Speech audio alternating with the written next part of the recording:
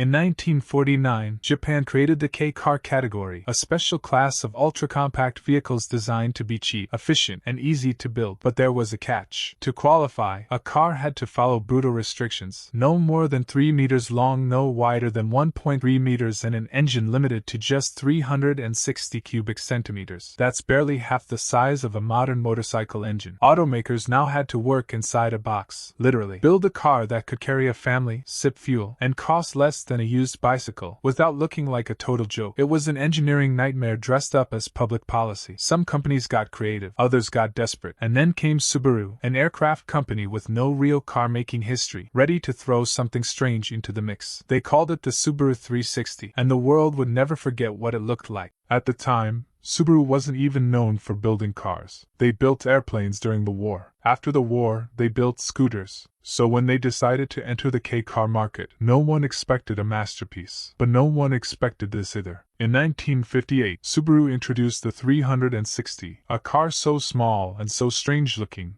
it didn't seem real. It was shaped like a squashed egg, with bulging headlights and a paper-thin body that looked like it would crumple if you sneezed near it. From some angles, it looked like a bug. From others, like a melting jelly bean on wheels. But here's the crazy part: it worked. It had a tiny 356 cubic centimeters two-stroke engine mounted in the rear, air-cooled and loud as a blender. The body was made of lightweight steel, thin enough to save weight, but strong enough, barely, to stay together on Japan's broken post-war roads. It sat 4 people, at least in theory, and it could hit 60 kilometers per hour if you had enough road and enough time. In Japan, they called it the Ladybug, a cute nickname for a car that looked harmless, and was. It wasn't fast, it wasn't powerful, but it was exactly what Japan needed: cheap, fuel-efficient, and small enough to zip through Tokyo's narrow streets. It wasn't beautiful, but it was brilliant in its own awkward, bug-eyed way. And soon, Subaru got a much bigger idea. If the 360 worked in Japan, why not take it to America? If the Subaru 360 looked fragile, that's because it was. Weighing just under 1,000 pounds, it was so light that 2 adults could literally pick it up and move it by hand. That might sound funny, until you realize how terrifying that is on a real road. The thin steel body offered little protection, and in a crash? Let's just say you didn't want to test its limits. The tiny 356 cubic centimeters engine pumped out a whopping 25 horsepower on a good day. 0 to 60? Forget it. It barely reached 50, and even that felt like a victory lap. Going uphill meant praying. Going downhill meant praying harder that the brakes would hold. Handling? Sloppy. Braking? Questionable. Noise? Constant. But here's the weird thing. In Japan, none of that mattered. It was affordable. It sipped fuel. And in cities where speed was useless and space was gold, it actually made sense. The car was a rolling compromise. A machine that did just enough to survive under K-car rules. But the moment it left Japan, those compromises turned into glaring problems. Subaru didn't change a thing when they shipped the 360 to the United States. Same look, same engine, same zero-frills build. They expected Americans to embrace it. Instead, they were about to get a brutal wake-up call.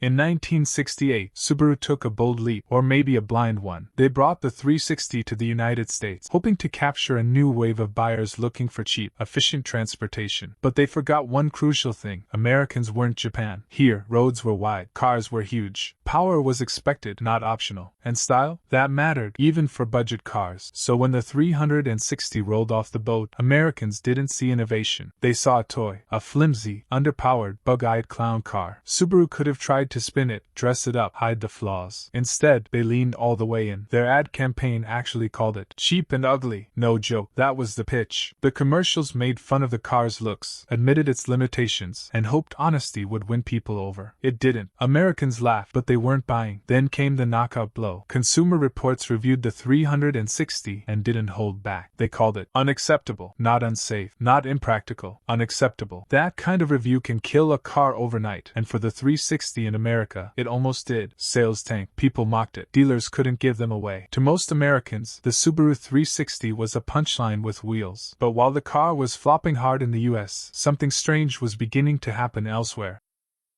The Subaru 360 may have flopped in showrooms, but it didn't disappear. In fact, it did something far weirder. It stuck around, not as a success, but as a curiosity, a joke, a legend in its own bizarre way. Car collectors started snapping them up, not because they were good, but because they were so bad they were fascinating. It became the automotive equivalent of a cult movie, ridiculous, charming, and impossible to ignore. Owners joked that it was the only car that made you feel like you were speeding at 25 miles per hour. Even Jay Leno, famous for his high-end car collection, owns a Subaru 360. He's joked about how terrifying it is to drive and how it feels like it's made of papier-mâché, but he keeps it anyway, because cars like this don't come around often. Online, the 360 got a second wind. Weird car forums, YouTube reviews, worst cars ever, countdowns. People started celebrating it, not for what it could do, but for what it represented. A wild attempt, a failed dream, a tiny car that had the guts to try. And with time, the hate turned into something else, affection. Not for its performance, but for its place in history. It wasn't just a K car. It was the K car that dared to cross the ocean, and got roasted for it. But here's the twist. Subaru never saw it as a total loss. Because while the 360 was mocked, it laid the first stone in what would become a very different road ahead.